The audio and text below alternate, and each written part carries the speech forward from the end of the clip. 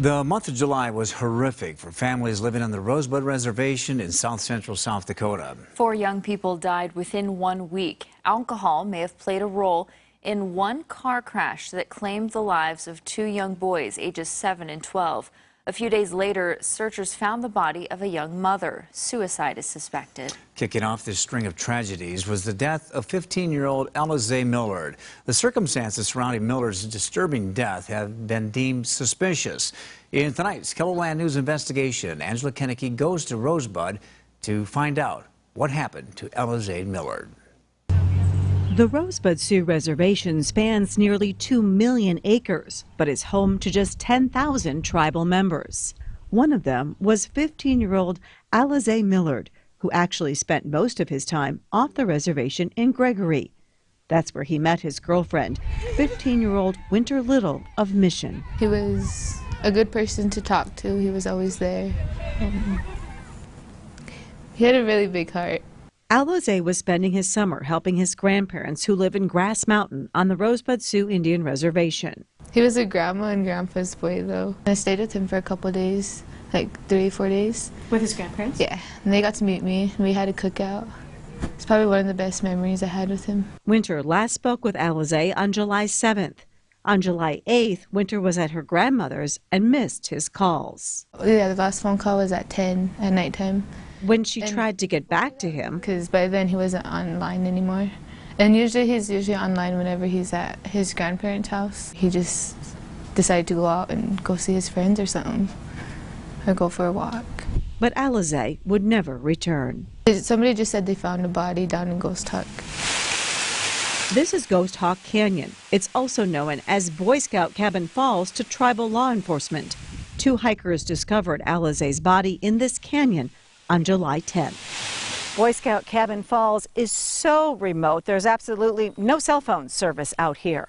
The 2 hikers that discovered Alize's body had to come back up the trail, get into their car, and drive out in order to call for help. Do you know what he was doing there? No, I don't.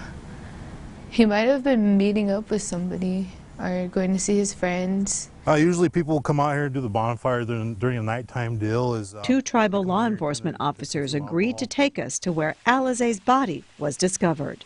The beer cans, the empty liquor bottles, and it's pretty secluded. Yeah. It's pretty secluded. And it's possible there could have been a party going on at the time of his death. Possibly. We hiked a quarter of a mile back to the spot. All these trees were across this area, so we literally had to crawl under all these trees to get through, but whenever we called in the fire department to make a path for us to come back here. We came to a clearing, a death scene, both peaceful and haunting. The red flag is basically, in our Lakota culture, is basically for prayers. It marks this place as spiritual, like sacred. And if you see on the ground there, they place some sage on the ground. You know, that also helps with the prayers and the spiritual aspect. Alize was found hanging from this tree, but there are other physical circumstances surrounding his death that officers say they cannot talk about. Alize's grandfather, Peter Gibbs, had to identify his body. I spoke with Gibbs on the phone, and he didn't want to go on camera. He said the family isn't ready to speak yet. When I asked him if he thought that Alize had completed suicide, he told me, hell no. He told me that Alize had been traveling with his grandparents for the entire month of June and had only been in Grass Mountain for a little more than a week. Do you think that Alize was killed? Yeah. I think he was. I don't think he would do that to himself. Do you believe foul play was involved in his death? It's real suspicious. At this time, we don't have any eyewitnesses that seen what had happened. So we just have to piece it together. A lot of it is pieced together through the crime scene and the DNA evidence that's possibly left behind.